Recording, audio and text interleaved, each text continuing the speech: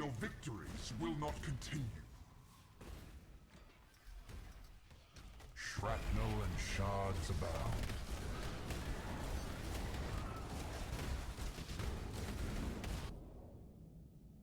Slay them amongst the flames.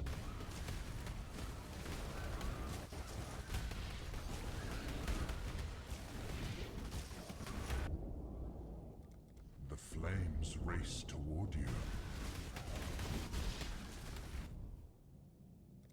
I can't do this just yet. Spreads.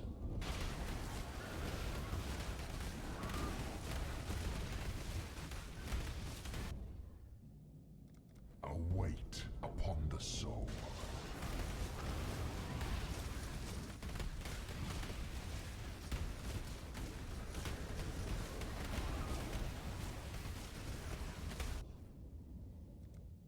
Avoid the miasma, if you can.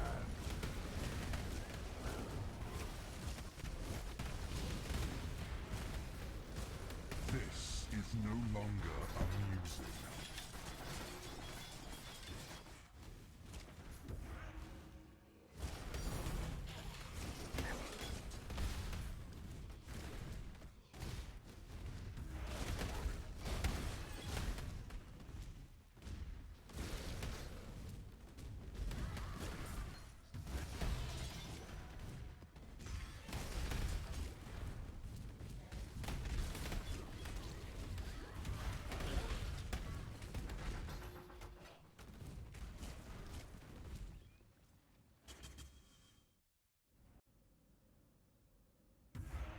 Yo, what up? What you saw was the first map I've ever done with this character and the first leak mechanic I've ever done with this character. And yeah, it looks pretty cool, right? So we're a Gladiator. I'm still missing overlap, so I'm missing basically all my defenses. My block currently is only 46. It will go up once I get this, so that's another 6%. I could also potentially go through here to get some more. That's another 6%. There's also 3% here for 2 points. So getting the block isn't a problem. Also, I can craft it here on my shield. I guess we should just talk about the build right now. So the clear is basically entirely done by Corrupting Fever, right? And that's why we're using Kinetic Blast. With GMP, where are you? Yeah, Kinetic Blast, GMP, then we have Life Tap, so we use Life on our abilities, right? And then Maim, because the Maim, this Maim here, this enemies maimed by supported skills take 14% increase for single damage. It scales together with the Maim, enemies maimed by you take 10% increased damage with this as well, so that's pretty big. I'll actually show you that we don't even need to do that. And I will take my slinger off as well. Quick. So this is literally without my spell slinger, which is Exsanguinate. So yeah, let me just...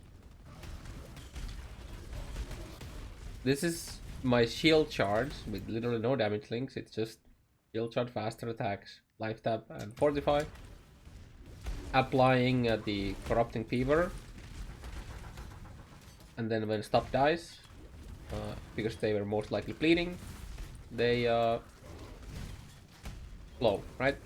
With the Glad Explosions. But then, obviously, we use the Kinetic Blast. And if you're doing like some boss encounters, where we don't care about clear speed, I'll literally just swap the GMP for Frenzy. And ideally this would be a white socket, and I could swap the Kinetic Blast for Culling Strike. Right, so the reason why we're using Kinetic Blast is so that we can apply Corrupting Fevers in a big AoE. We also have a Piercing Jewel right now that allows us to clear better. But eventually I would like to have I think it's an Amulet or something. It's the alt quality Kinetic Blast that gives up to 2 pierce, so that would be nice. So I could replace this. Eventually I'll probably replace this with a craft on gloves for plus I can't do this just Do yet. I even have it right now? Yeah, there. Projectile spears and additional target craft. Probably just use that. But yeah, so the main clear is done by the Corrupting Fever. And then we have Spellslinger Exsanguinate with Brutality and Efficacy. And currently, it's Cruelty because I don't have a blue socket or a green socket here. If this was blue or green, then it would either be Swift Affliction or Control Destruction. Also, I guess a level 4 Empower would work. But the hits that our Exsanguinate does isn't high enough to provide the full effect of Cruelty. Because, so when you hit something with that has a Cruelty, then you get a buff. And then every skill that has a Cruelty gets more, more damage over time. Based on the hit that proc the buff, right? And my hit damage on the Exsanguinate isn't quite high enough to give a very high value of the Cruelty support. So ideally this would just be Control Destruction, which is like, I think at level 20 is like 40 something percent all times. And then Swift Affliction or Empower as the last link, which is also a lot of damage. But Swift ideally is the last link because it has a do I actually have it here? Yeah, it has a reduced duration of supported skills. And Exsanguinate has a pretty low base duration. See, it's 1 second. Obviously, it will go up with quality, but we have we even have skill effect duration nodes on our skill tree to increase that. So yeah, it currently has 1.6 second duration because we have efficacy and then the nodes. Because you want duration on it so you can have a good uptime of 3 stacks on bosses. Because it doesn't refresh the duration of the Exsanguinate, unlike Corrupting Fever does, wherever you are. Corrupting Fever's duration is refreshed whenever you apply a new one. So it's super easy to have the maximum 10 stacks on any boss fight. And when we're clearing, when we're shooting at every monster that gets hit by Kinetic Blast, it creates like the explosion. So when you hit it, the big pack, like literally everything is 10 stack Corrupting Fever immediately, and then they just blow, right? But yeah, so we have currently, this is probably gonna be my endgame wand actually. So this wand was literally made with the recipe for +1, which is a combined 40 quality of gems that have physical tag on them, on a white wand. It gives +1 physical, and then you simply regal it. I regal the attack speed, which is actually really nice. And then from now we would do multi-mod, higher tier fish.multi, which I don't have, and minion damage. I'll talk about the minion damage in a bit. Also, I should bless this. Then I have a random mark of submission for vulnerability. This will be replaced by this ring eventually. I need to get some harvest caster reforges to get the vulnerability on hit from this ring, but that will replace it then. I'll get some Arsenal Plate, and ideally we can also run a 6 link on this build as well there. Then I have a Flame Blast and a random 1 socket. This will eventually have to be in a life tap setup, so I will have to remove increased duration. Then I just have increased duration. A Molten Shell, Enduring Cry, Flame Blast all on somewhere in middle life tap. Because we don't really have, we won't have much mana unreserved. But it doesn't matter because we basically use all of the skills from the life anyways. Then we have the shield charge setup, and then we already saw the Corrupting Fever, right? And here I just have War Banner, and I'm leveling Control Destruction. Yeah, quick look on. I'll just open the PoB. But I would not recommend using this as a leveling setup if you're league starting with it, because you don't get Exsanguinate as a duelist until library, and it's a level 12 gem, so it's like 2 acts behind. So probably just use like steal skills or something like that to level, unless you have the setup. Like for example, I did have, you know, double +1 once, and I had intelligence from gear. This needs some int. This build needs like 155 or 159 int or something like that. More if you use an imbued wand, but you should use an grade wand because it has a lower int requirement.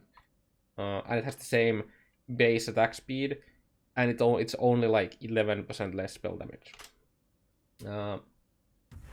But yeah, so simply I just went like from here, I grabbed some of this life stuff, and then I went straight into here, get through this, and the goal was to go and grab Wang Wisher early, so I can get here for the int nodes as well.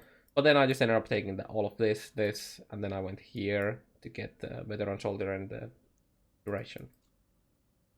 But yeah, right now the plan is to literally just take life nodes, so I'm like 6k life, then I go to Uberlab, and then we get my my big boy spell block, and then the build is gonna feel a lot safer to play. But I'm gonna have 3 different POBs. I'm gonna have a POB for Tower Braff, who was the first to level 100 in Soul Self on Hardcore using basically the exact same build. Then I have a POB for Red Eye's setup. Red Eye and Michi basically talked me into playing this build. Usually I did some of my own changes. So Red Eye's kill tree looks like this. He has Cluster Jewels. He goes for Crystal Skin. This is eventually something you shouldn't have. And then Wind Dancer. I'll talk about Wind Dancer in a second. I can already see people molding about Wind Dancer and block, so we'll go into that in a second. Here's the Tower Brass setup, which doesn't use any Cluster Jewels because he didn't find them. And then I have a Cluster Jewel plus Terraphobe setup. I have a setup without Terraphobe. I have a setup without Cluster Jewels but Terraphobe. And then here's my 3 without any of them. So all of this will be in the description and the pinned comment. But yeah, so let's talk about a few things. So let's start with the Wind Dancer. So 20% less damage taken if you haven't been hit recently. Then you have 40% less evasion if you haven't been hit recently. So basically, if you haven't been hit recently, you're more likely to get hit by attacks, but you take less damage. And then when you have taken hit recently, then you have 30% more evasion. So, unlike something like Ghost Shrouds, which is an on-hit effect when you get hit, this, if you block, you do lose the Wind Dancer or less damage taken, but you get more evasion, and this build basically blinds everything. You have 25% chance to blind that enemies are bleeding, so everything that isn't dead is gonna be bleeding, and they are blind. So that is a lot of evasion for us, basically. And for bossing, like let's say we're doing Shaper or something like that, for Shaper Slam, we basically have the 20% less damage taken. So that's really nice.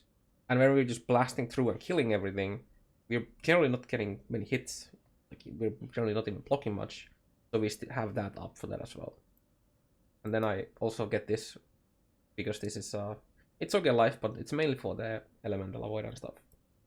This is very useful for getting the ailment immunity, right? The second thing, we have Call to Arms, and I'm literally just having a left click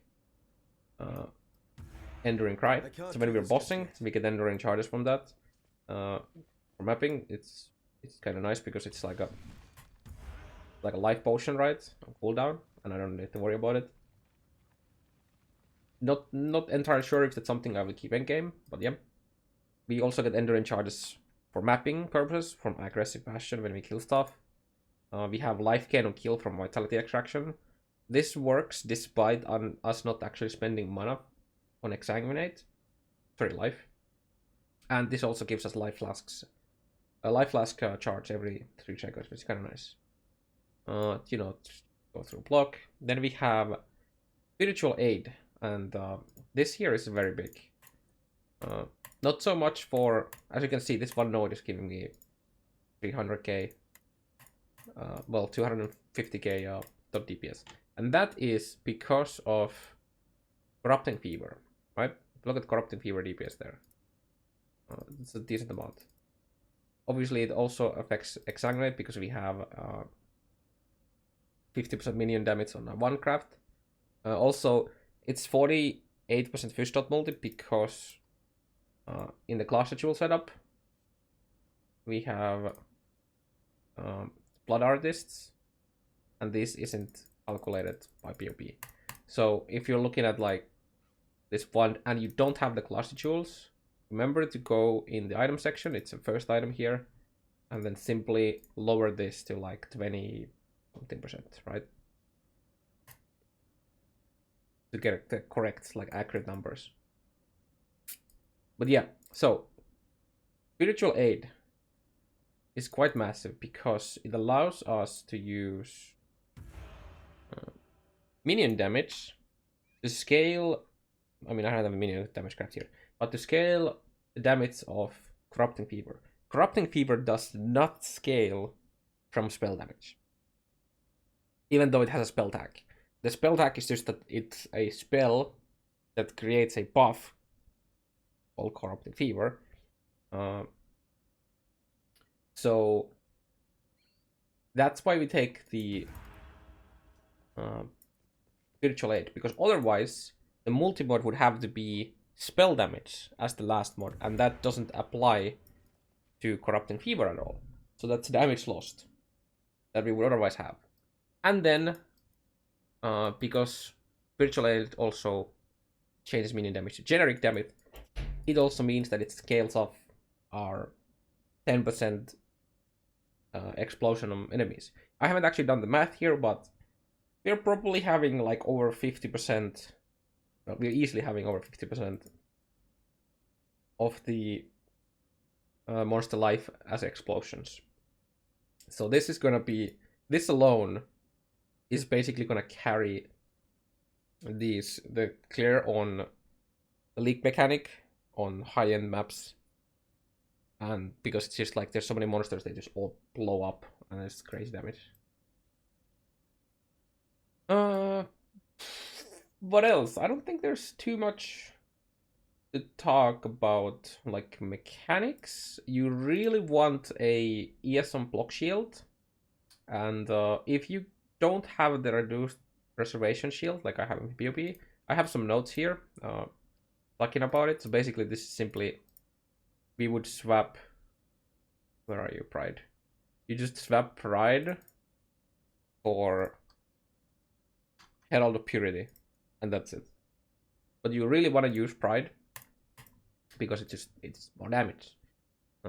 It doesn't do much for clearing. Herald of Purity is probably slightly better if you just like want to zoom through low tier maps, because it affects the Corrupting Fever even when it off screens. Whereas the Pride needs the mobs to be in the range, so the Pride is more of like a single target. But that would also mean that you wouldn't need to take these if you were using Herald of Purity. But yeah, another thing is you don't necessarily have to have a 6-link. Like, you don't need this 6-link at all. But I found a way to squeeze in a 6-link with Pride and Warbanner, so I'm pretty happy. Also, you can drop Warbanner for massive damage as well during the leak mechanics, because it gives us it gives us adrenaline, which is 100% the generic damage, so it's just like also some fuse damage mitigation. So you can have a very good uptime of Warbanner in the leak mechanic because it spawns so many monsters, so that's very big. I don't think I dropped it during the encounter. We did, but yeah. Anything else? I don't think there is. It's a pretty straightforward build. We're basically using Kinetic Blast to apply Corrupting Fever for clear, and then when stuff doesn't immediately die, we get to close range with our Exsanguinate, and after 3 hits, we got a pretty good damage up top. And I'm very surprised how much damage this PoB I ended up getting from this PoB. From a Slinger build, the Exsanguinate is doing over like almost 1.2 million. You can probably squeeze in more. But yeah, so the one is entirely achievable. Shield doesn't give us damage other than Pride. We're just using a random Aunt's Contempt. I don't even have an enchant for damage or anything like that. You could also get Reservation, which would also help saving up like these 2 points. I mean, I should probably be showing the no cluster jewel setup and take take that out. Let's put this to like 20 or 18, something like that, right? So it's still 1.5 mil combined. Just a random astral blade with ideally we would basically, there's a lot of things we can do here, but simply you could alt for T1 life or T2 life if you don't have an 86 base. You regal. If it landed on a suffix, good. Now you can multi-mod, block attack damage, and avoid elements. Boom, chest time. And then you can go unveiling suffixes. What I'm probably gonna try is try to unveil a prefix, ideally for the block attack damage, because that goes up 2% higher than the craft. As you can see, we don't even need all of these. I mean, well, we kind of do, but there's other ways to get block. Like you have Tempest Shield, which is 3%. You can have a 2% block from Jewels as well. At least Abyssal Jewels. You can have that. But yeah, and then we have the random boots with some. Ideally, I guess it would be a regen enchant. So when you do get hit, you get some regen. The amulet looks pretty intimidating with the +1 and then fist damage reduction and the fist.multi. But you don't, first of all, you don't need both of those. Ideally, you would get the +1 fist and then life, and that's it. Oh yeah, also, I haven't actually put any resistances on these items. They're just life and damage, so I get an idea of what kind of life numbers and damage numbers I get. There's more than enough room to get all the resistances done here. So what you'll do with the amulet is, so this is a awakened orb amulet. You don't need that. You don't also need awakened orb shield. Shaper shield or warlord shield is enough. You just want the life on block and life. And then when you want to hit in the pride, you want the reduced reservation. You could also get reduced reservation from the Helm enchant, and then having these, I think it's enough without the shield. I don't remember exactly. Also, Shaper shield can have both. It's a bit harder to craft. It's a bit of YOLO, or like a RNG. But if you get an awakened orb, you can combine Shaper and Warlord item together to guarantee both the reduced reservation and the record block. And then as long as you have one open prefix, you can always do suffixes cannot be changed, and then use Harvest Reforge with a guaranteed life mod. And then you just keep doing that, assuming you have an open prefix. Or you can use the Harvest Reforge keep suffixes to get an open prefix until you get good life on the shield, right? But the amulet, ideally you start with, you get a +1 Warlord amulet, and then you get a max block Elder amulet. I think it's maximum 2 block or something like that. I have the amulet somewhere here, we can take a look actually. Block.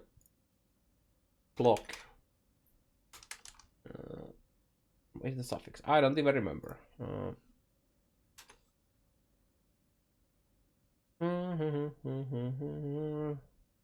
Maybe it was a different base. I don't even remember. There's a mod for block. Let's open PoB quick. PoEDB rather.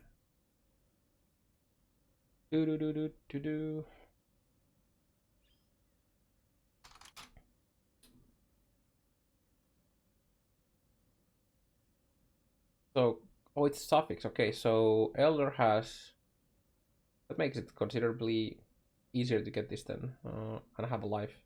But yeah, so that's a Shaper. Oh yeah, Elder is just damage. Elder was just damage, right? Where are you, Elder? Yeah, Elder just has this, and then it has fist damage reduction. So the amulet that we have currently, I think Warlord also has something interesting here. Yeah. Sorry, Warlord has the block. So there's a couple things you can do. So you could do max block with the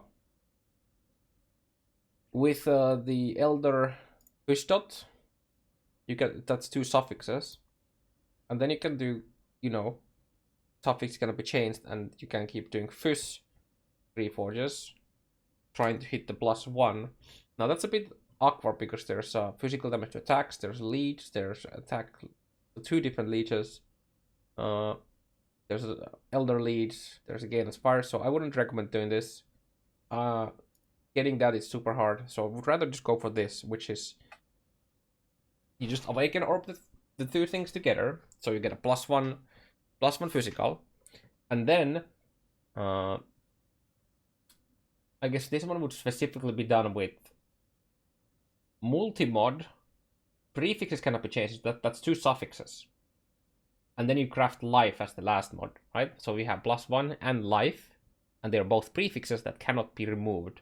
And then you go to harvest with reforge with guarantee physical mod, right? That is interesting because if we go back and looking at the physical mods, there are no suffixes other than fist damage reduction, fist.multi, and again with Warlord there's fist damage reduction. So we are very, very likely, in action, I think we are basically, if we have an 82 amulet, we can't even get that. But on Warlord it's a 75 and it's a 250 weighting versus a total of 800 weighting for the fist.multi. So we are very likely to hit the fist.multi on that and keep the life and the +1. So that's how you would make this amulet. Obviously, we can just take that out. Damage is still fine. For a slinger, that's pretty goddamn nice. Then I have a ring with just Vuln and life, right? Just life, and the non-channeling skills is there because as you can see, my unreserved mana is 4. There's one thing we are using that actually spends mana, and that's Blood Rage. A lot. This is just for friend charge for mapping. You don't even need this if you have a body armor that has Frenzy on hit. You can completely ignore that then. But I'm not expecting to get that. We'll see. We shall see. And then we have a random Stygian boys with an onslaught on kill. You don't necessarily need this because if you have an open prefix for boots movement speed craft, you would just do onslaught plus movement speed, and that's fine. And then we have some random 3 property life and then double fish roll jewels. These are rolled on Cobalt Jewels because they have you're more likely to get the physical stuff with life than Crimson or Viridian. So this is just physical rerolls until you hit at least 1 fish mod and life and hopefully something else, right? That's it. Yeah, there's a lot to still min-max on this. This was made like, you know, we spent like an hour or 2 on stream trying to figure out what we want to do, because I wanted to make this in more of a like a bossing oriented setup. So I do have a ailment immunity, unlike Tower setup. Tower setup was like he was just pushing the first level 100, so he kind of forgo that, but I wanted to see if I can do that, and that's kind of why I go here. And early on we can also do this. This here is 70% chance to avoid being shocked and frozen, and well, ignite there too if you want, but it's not really needed. So that's very neat. And this video is way too long already. I'm excited to see where I can push this. I'm also gonna have the PoB of the current character, which I haven't actually even took into PoB yet, so we can just do that as well quick. So make a new, get my character there, and then we go to the league, get the Vogue Soaked and Oaked guy there. Vogue comes from playing Glad instead of Ascendant. Soaked because, well, we're talking in blood, and then Oaked because we actually take Oak until you have, this was mentioned in the notes, by the way, section in other PoBs. Oak is taken because there's life regen. It's really good for leveling because we're using life and corrupting fever and whatnot. Fist damage is like 20% fist damage and then 2% fist damage reduction. So it's kind of hard to beat this early on, but we do have a 2-point jewel slot here available even on the other build. And you simply take that once you have every other jewel slot as good jewels, then you take it. And I guess there's one big downside of this build, and we can't really have a proper Vigilant Strike unless we, oh sorry, Fortify unless we weapon swap. If you want to do the weapon swap shenanigans, you can actually have like 25-second Fortify for bossing, and I might do that. We will see. I don't know. But yeah, here's the current build. Let's actually make sure we have everything here. We have Frenzy charges, we have Entering charges. I guess we might make this heroes as well, even though we're not fighting heroes anytime soon. Main blind, they're bleeding, sure. None of the other stuff matters. This is all whatever. I have cast a spell recently. I've probably been hit recently. I have life tab, not that it really matters. I would also have onslaught, but again, that doesn't really matter. Corrupting Fever with 10 stacks currently. Actually, we can just do this. Do that. And do that. Okay. This is already like a total of 120k with my absolute dogshit gear at level 70 something, 74, yeah. So it's just gonna go up a lot really fast. I'm pretty surprised it's already this high actually. And this is entirely ignoring Fist Explosions, which is like crazy for clear speed. Also, I'm not sure how much the cruelty damage is here. Oh, I guess it's calculating based on the exsanguinate hit. But yeah, so let's say we had a console destruction, right? Let's put it the same level. So, as you can see, control destruction is total. My full total TP. Actually, let's just put the exsanguinate here. Where are you? Where are you? Why am I blind? There. So exsanguinate right now is like what, 120k with this, and this, yeah, it's a lot less. So ideally this would be control destruction or something like that, or fifth affliction. So I'm missing stuff on that, but I don't really have many crumbs right now, and I don't want to spend them on this shitty chest piece. I need an astral blade, right? Oh yeah, and I guess the second moment about the Aunt's Contempt. You could use any rare helmet. I really like Aunt's Contempt because it has attributes which we need. We need some dexterity. We need a decent amount of int. It has good armor. It has decent life. And then it has, you take 50% reduced extra damage from critical strikes while you have no power charges. We don't generate power charges. So that is a massive, absolutely insane damage mitigation against crits. And if you really wanted to, you could also take these for 3 points for Sanctum of Thought, which is another 20%. It also has some curse effect. And you could also run... I have the belt somewhere here. Belt of Deceiver has another 30%. There's also, you can roll it on some influenced items, I believe. I don't remember what base it is, but... You can actually become crit immune with this, which makes it potentially even viable for all of the Grandmasters. It's not quite ED Trickster in terms of defense.